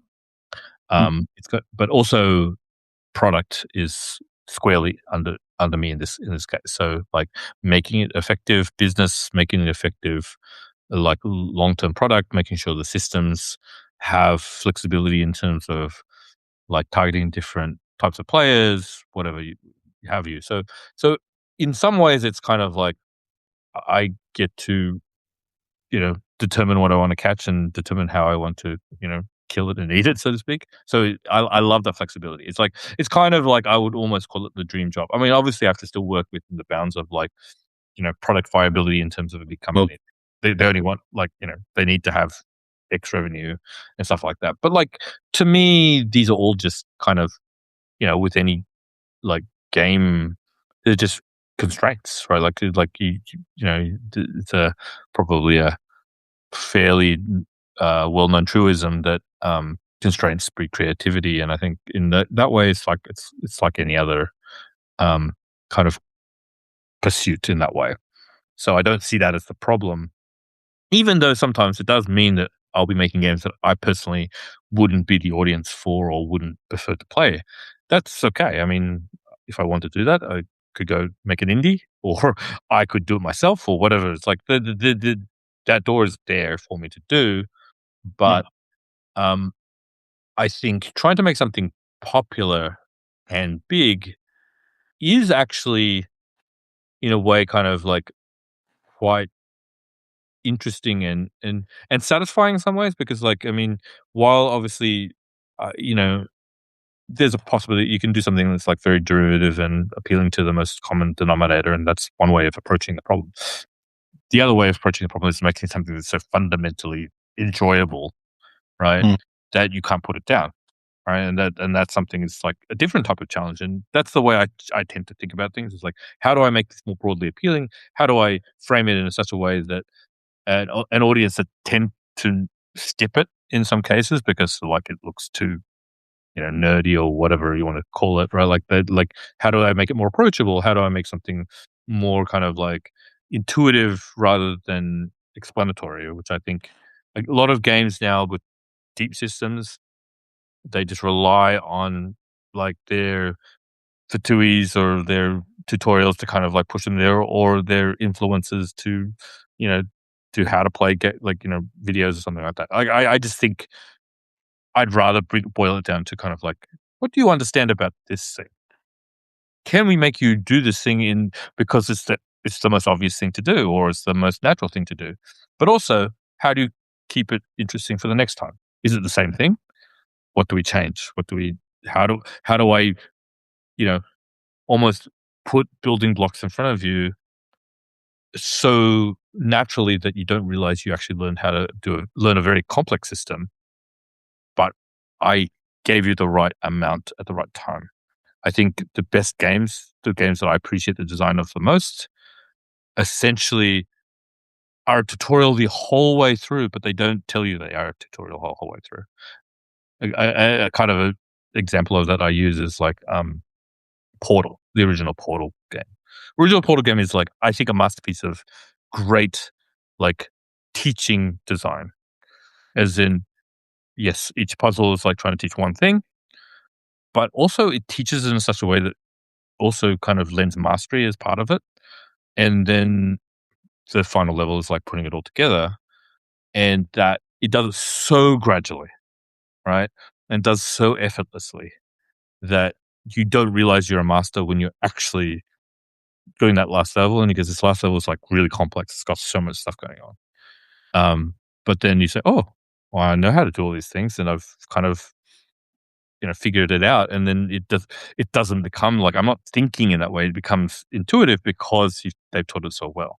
I think it's one of the biggest problems, I think, with a lot of games where they either the requirements to get into the game are too high or they're not paced it the correct way. And I think this is a problem for Magic now. I think Magic is like really relying on incumbency so much now. Um, Hmm. the game is so complex. I mean, it's funny. It's like Commander is their casual format. Commander is 50 times more complex than like standard. It's so Hmm. complex to the point that you just kind of ignore stuff, right? You should just like, I don't care what you're doing. I'm just going to do my thing. It becomes very kind of like, siloed gameplay. And that's not Yeah. great. In fact, it's the worst type of like, of Magic play. And so I do think there's a little bit of, I mean, I have my theories about Commander, and we can go into it if you want to, but like it's not a particularly kind of, I understand why it's popular, but its popularity is kind of like almost leveraging the fact that lots of kids played Magic in the 90s, Hmm. that nostalgic for that time, and so it's, "Oh, I have some cards somewhere. Oh, it's in the garage. I'll get the cards out," and then they get the box out, and they kind of remember somewhat how to play, and then they go to the game store and say, "I have these cards I wanna play," and then kind of, I'm not saying exactly it works that way because I think it's its own thing now, but I think without those kind of 90s kids who were who kind of, like, nerded out there, you don't actually have the Commander boom. And the Commander boom is bigger than that group for sure. I mean, obviously, because there's so many more people playing. But I think Magic is that kind of game that if you don't actually have a friend that teaches you how to play, you will not learn how this game works. This game is too complex to just like get the rule book and read it. This just doesn't work that way. It has to be community based. It has to be social based. I mean, occasionally maybe digital's like a way of bridging that, but I think that's much smaller than like, how did you learn how this game? Well, my friend taught me, or my brother taught me, or my sister, or my, whoever. Like, it's nearly all kind of like tribal knowledge passed on, like, through one person to another. And I think that is not always the best way of approaching it. Like, it means that you don't get new types of people like coming in.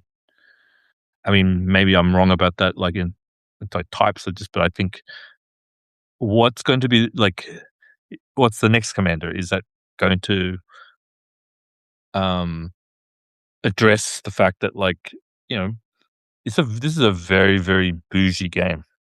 It's very expensive, Hmm. requires like lots of time. I think it's weird. It's like such a luxury game, and I didn't perceive it that way as a kid, but I Oh, do for sure. now. The Right? table It's stake. like, yeah, it's incredible. I mean, to play it, even just to get like a really boring standard deck, it's like hundreds of dollars. And while I'm sure people have that money, I think a lot of people don't, and that gatekeeping is kind like, I just wonder what that does to what Magic is in the long term. Hmm. You play Magic? Your kids are a little young. What games do you play with your kids? So I've been listening to some of your podcasts. Like, I'm very pro game. Yeah. Um, so I do, while I'm, I we do all the kind of screen time, kind of like, rules and stuff like that. But in terms of games, I've played reasonable amounts of Minecraft with my son, who's was very into Minecraft. Actually, he's currently on a Kirby kick. There's a new Kirby game Uh, on Switch. But cool. I think what I want him to learn from games is, I think you talked about resilience. I don't know if you've was that what you? Yeah. Right. Like Yeah. yeah, yeah. I think failing is super important. Like my son had when he was much younger, like maybe no, not much ago, a couple of years ago, just couldn't take failure. Like he does he Yeah. wouldn't he refused to play something that he couldn't win, or we'd have to let him win in some cases because you get a really bad reaction.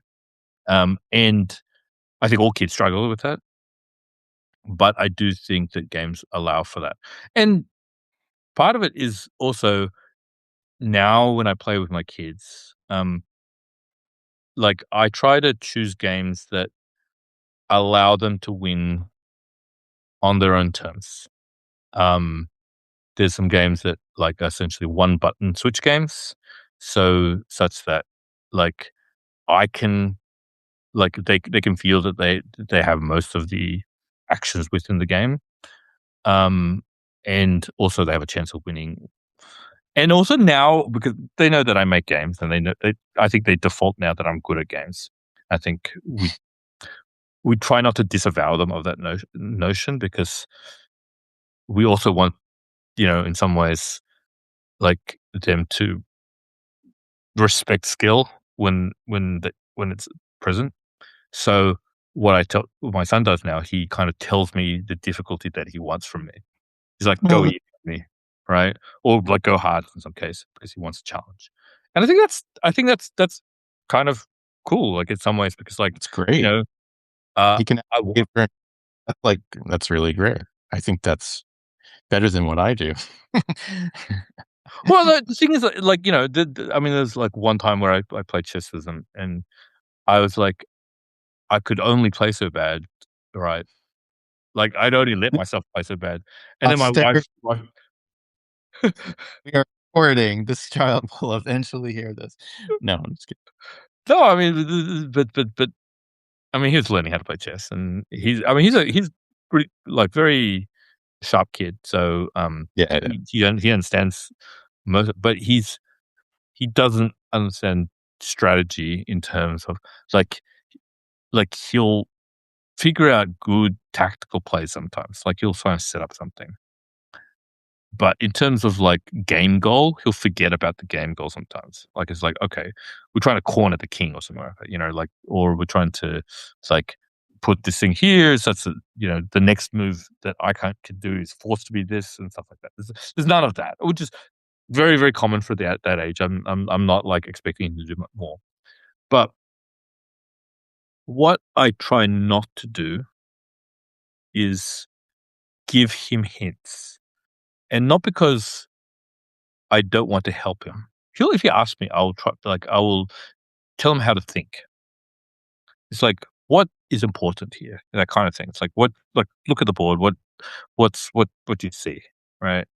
And so I want him to kind of have the right thought processes when it comes to strategic thinking. And that's something I've been working on because like I think that's more important than like any given move. It's more as like, oh, I have this kind of goal hierarchy that I'm trying to achieve. And so this leads to this, leads to this, leads to this. And now we find that like he's very good at stringing together things, not just in games, but like how, you know, we had this great conversation this morning. It's like, what is a potion? And so it's like, is water a potion? It's like, well, it like, what do we define as a potion? Like, so I said, as It's well, a very powerful. Yeah.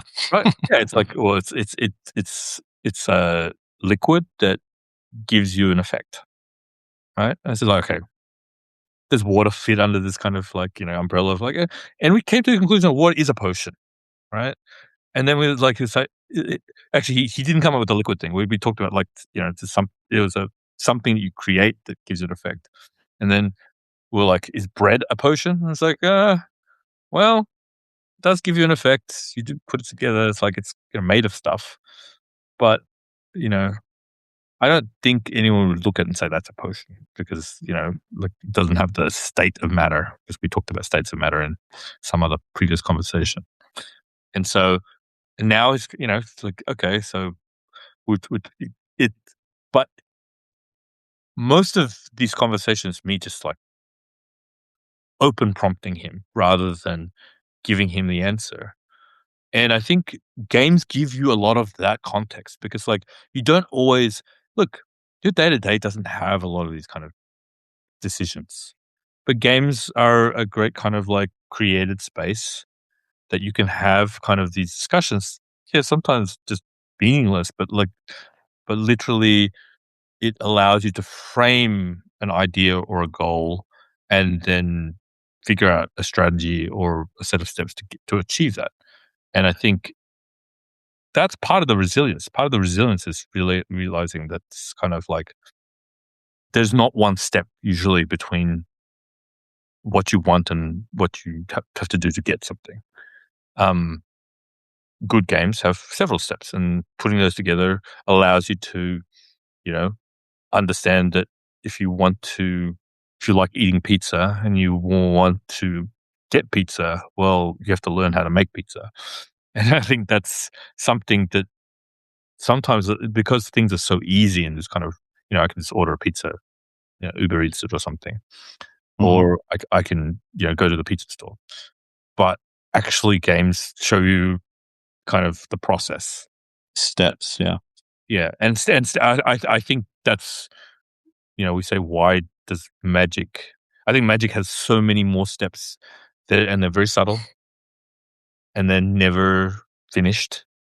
Like there's Mm. no solution to Magic.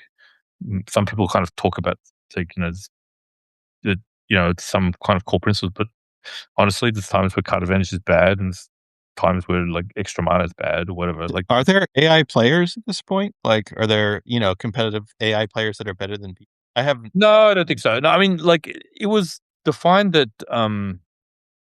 Magic is a Turing complete game, as in it's unsolved. Like it has enough combinations to be unsolvable.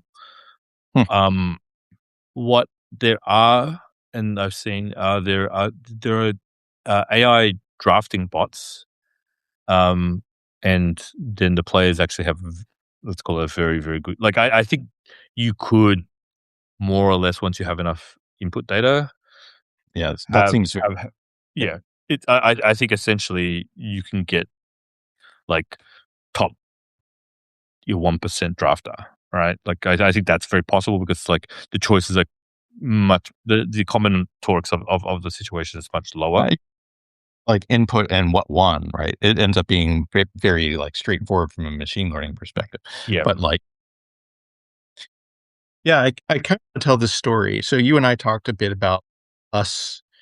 We've been in the same place now. We know we exist, but like for the most part, we've been like around the same orbits and not in the same space. There was a dinner I was invited to like 15 years ago, and Brad Ross invites me to this dinner at your house, but you're not there. I think you're in some code red for Farmville 2 at that point, which was a big deal. And so, like, your friend cooked dinner for us, and it ended up being one of the top 5 meals that I've ever had. So when I think of, like, the best experience I've ever had where you were supposed to be there, or, like, it felt like we should be there at the same time, like, that was, like, it was a weird Ben Seck, "We're not really there, but we're there" moment. So if I could share that with you. I think it And it, it may it may kind of like be even more evidence that perhaps with the same person, just not in the same space. Um, yeah, it's funny. I think we had another. No, actually, there's one very memorable experience that I think I won't go into, where it took us a long time to find a car. I don't know if you remember this one. I don't mind going into it, but yeah, I thought you drove, but it took, like, 18 years to get to Oh, where oh, we're oh, going. oh, okay, I'll tell the story because I have told the story before. Sure. Yeah, go for it. So yeah, obviously we're both at, Zynga at the time, and, what's the name of the park? It's, It's Dolores Park. I just saw yeah, you on the street. I wasn't with you. I just was ri walking it. no, really? Oh, I think I so. swear. You were with So, Adrian. yeah, it was very early in my time in the Bay Area, and Dolores Park, which is, very well known for, like, just, if it's ever sunny in San Francisco on a weekend day, like, it's packed, Every right? Everybody's there kind of, like, just taking advantage of the rare sun that happens during the day in San Francisco. Um, but it's also well known for lots of people partaking in, substances of sorts. They sell them openly, right? Yes, one of those things is, like, there's a guy who kinda comes around with these chocolate truffles, and this as I said, I'm very, very novice to the Bay Area at this time, haven't kind of really partaken in these kind of things, and my Didn't friends, know "Let's buy some. Hey, let's have these chocolates," and they knew full well that these chocolates were laced with, I presume, some sort of whatever. something. Yeah. And but I was like, I love chocolates, so I'll buy a few of these, and I just Eh, wouldn't- I wolfed them down. So like completely oblivious, and it's like completely laid me out. Like I was like, I don't think I've, well, at least at that time, I don't think I've ever kind of had that much in kind of that intensity. And then later on, we hadn't met up, and I was like, I think I was trying to walk to my car. I think you're right. I was trying to walk to my car. yeah. And I was like, it's like a few blocks away. And it did feel like 18 hours Years. before we found Like, it. Like, it felt like it was like time had dilated somewhere. And we were just y wandering around the streets of San Francisco trying to find my car. And we got I was completely, in the I want you to be the one talking to yourself now. Like, ignore that I was you know what I mean? I wasn't really there, Ben. Like, if you were talking, it's like virtual ver the funny thing is, like, I mean, I've had a couple experiences like that, and nearly always in magic context. But one of them was with a friend who's like, we were playing a team event or something together, and we were in Amsterdam, and we went to one of those like places that gives you those kind of things in Amsterdam. And and funnily enough, this is actually a fairly well-worn philosophical kind of like path, but like we got into discussions like what's a chair? I mean, I know we just talked about what's a potion, but like, you know, does a chair become something because you sit on it? Or is it like, does it cease to become a chair as soon as you like, is a rock a chair? And we were trying to kind of like, and we just didn't get to an answer. We just kept on talking and talking and talking around these circles and weren't able to really define what a chair was. But like, I think these have only happened in moments where I'm extremely, extremely not in the right mind. I mean, you're probably sitting in a chair at this whole chat. Well, Everything that's what you say, but it could be just a rock. well, right on, man. It's great seeing you. You look healthy and happy and have all good things going for you from what I can tell. So it's really great to see. Yeah, no, I think it's gone pretty well. I'm pretty happy and healthy, and enjoying life. I actually was looking quite forward to this chat, and we should, if we're ever actually occupying the same space, we should meet up again. I don't know if you, please feel free to come to London. The Oh, weather yeah. great. I think you've heard. We're Um, talking about in 2.5. yeah.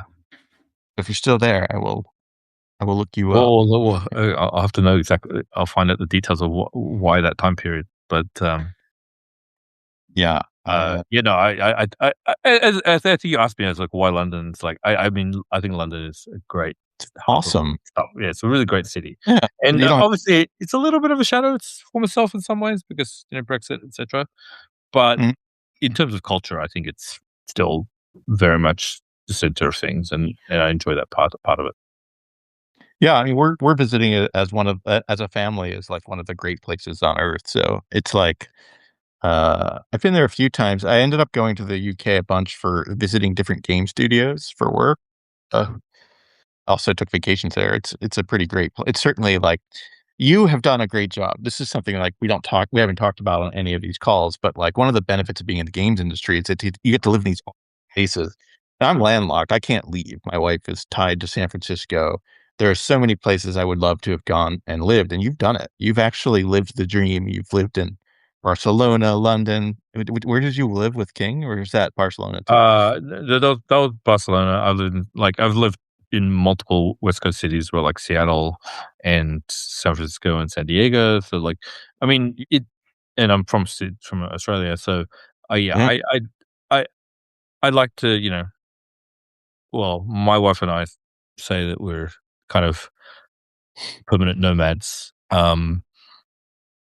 In that, I think we definitely enjoy the exploration of a new city, and we tend to actually kind of we love travel just in general. I mean, we're pretty active travelers even with our kids.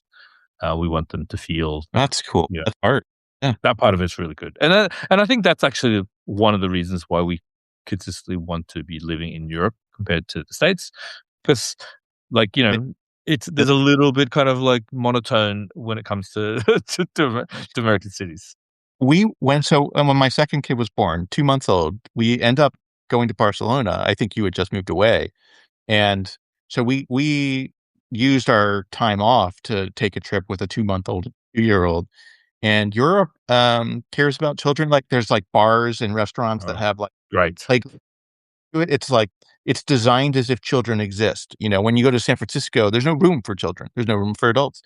And so you get on like in San Sebastian, we got on the bus and people will be like, "Oh, you're important. You should actually take a seat in a great spot on the bus." And it was like really quite wonderful. You've chosen well. Where you We don't have to go into it too deep, but that's actually, I would say, a great deal of why we aren't in the States. And we actually, made the choice where, like, we wanted to be in the culture that, like, didn't like ignore the fact that people had children and wanted to actually integrate them into like greater society. I think in America it's like, kind of like people stay at people's houses. Like it's very much kind of like closed doors. Yes, you can interact with other families, but like you should bring your kids to restaurant, you know, like and if they're behaving badly, they better be very much out of sight, out of mind. Um, and that's and as Spain, as you said, Spain is a particularly great because it's great. you go to like have uh, even a drink or a meal, kind of in one of the plazas. The kids would just be running around playing football, or just like tag or whatever in the plaza, and because also naturally Europe is much safer in terms of like you wouldn't be worried about like you know potentially kind of like other dangerous situations that happen in those. I mean, in the US, no, I'm just kidding. I, I mean, look, I very much also value US for other stuff. Like it very much I lived there for 18 years. It shaped me in many important ways. Um, I just don't think it deals with families very well, and I think the new- that's true. yeah. And even with means, it's still not very friendly. So there is a topic that really only applies to like a few people, but I was curious how many continents you played events on. So when I talked to Alex Schwartzman, he was like, "I played in six," and I was like, "Can we lobby to get Grand Prix Antarctica or Pro Tour Antarctica?" But how many did you play in? Because you were Yeah, like right? You played in Africa, and yeah, right? yeah. I've played six as well. I mean, Actually, these I won a Grand Prix in Africa. I won a Grand Prix in Australia. So it's like, um, one of the jokes is that I am the only person alive who can complete the Grand Slam of winning a Grand Prix in every because there's oh, only ever been one Grand Prix in Africa, and that's me. But I don't think there's going to be another one. That's my guess. And I it don't does feel technically, yeah, opportunity. Like if I'm pretty sure there are adventurous enough Magic players where you could just rent, do a cruise to Antarctica and like have a small tournament there for the small window of time you're there. I think Patrick Chapin might be interested. I know like Alex Schwartzman wouldn't mind having that. I mean, maybe. I think some of my I do okay, but I think some of my best playing days are behind me just because of time. Bring the Um, kid wins. I mean, like, actually, I I would go. I don't I think if they ever like, seeing new places, experiencing them through the lens of gaming is actually, like, I very much enjoy that experience. Yeah. In fact, like, I'm not quite, half century in age, but I'm planning, what I call a destination 50th, which is essentially, No. um, an excuse to have a lot of friends come over and play games, but in a place where, we're on a different phases of our life. But if we can kind of coordinate something like that where yourself will be invited too, it's like, to No. come and families would be invited. That's the other thing. It's like you choose some sort of venue, maybe some sort of chateau somewhere in south of France. Um, and you like people just like being there, and in the evenings are filled with playing games, and days are filled with drinking wine or just lounging. Um, because I think we all deserve it. I'm for it. I there you triggered so many different thoughts for me. Like, one is, like, do they make sleeves that are specific to wine drinking to protect cards? And then there was the weather control. If you did an event in Antarctica, do they even have sleeves for that weather? You play in a dome, geodesic dome. I don't think it's it's not like you play Magic Moments out in the elements. So Yeah, I you presume there's some sort of like concrete convention hall in Antarctica somewhere. don't that definitely seems like it's one of those Burning Man things where you build your Ah, geodome yes. and protect yourself from the elements. I'm liking this. I like both of these strains, but probably the one in south of France more because that's one of the best places on earth, right?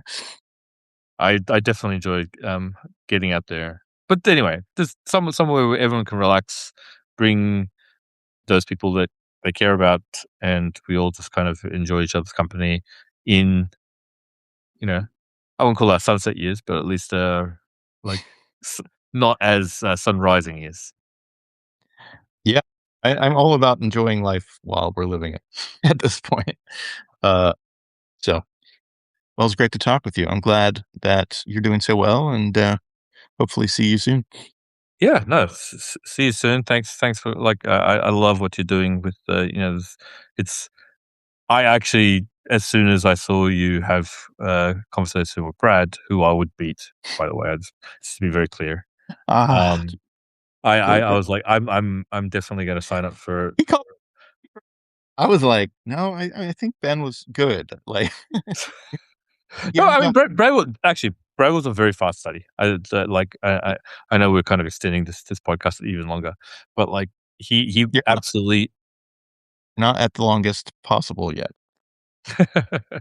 um You're you're he was yeah. Brad was a fast study. So like he was never like super dedicated, but like he'd had you know moments where he was focused on it, and he as a smart person, as someone who's like understands games, picked it up very quickly. Um, I always was. I mean, Brad, when I first met him, was very young. I mean, I think he was like essentially just out of grad school. Um, and so I think your mind is very nimble at that point. But also, he just was just very quick at picking up concepts, and in his own way, was actually quite humble in how he learned, which I think is like, obviously he's still cocky and still remains cocky to this day. But like, in terms of understanding that there's someone who can teach you something. And I think this is just a general thing that I think the best kind of smartest people I know is like this balance between kind of being sure of your own abilities, but also understanding that at any moment someone can give you that this sort of grain of like wisdom. So the idea of like strong opinions loosely held is like I think a really really good like yeah. attitude to have in general, as long as you are kind of processing new information and looking to, um, challenge your own kind of notions and beliefs. So Brad was great at that. It made him a very, very kind of like talented Magic player, but I would still wipe the floor. So. Yeah. If you yeah, the rings in a tree, you have 31 rings. And he no 5. The rings to experience Eventually, the tree falls over, so he'll be the last one standing, likely. well, yeah, but you will have won all the Magic games that you needed to win. Up to that point, yes. All Well, right, man. Thanks for doing this. It's great to see yeah. you. Thank Yeah, you. keep Have in a great touch. one, everybody. Bye.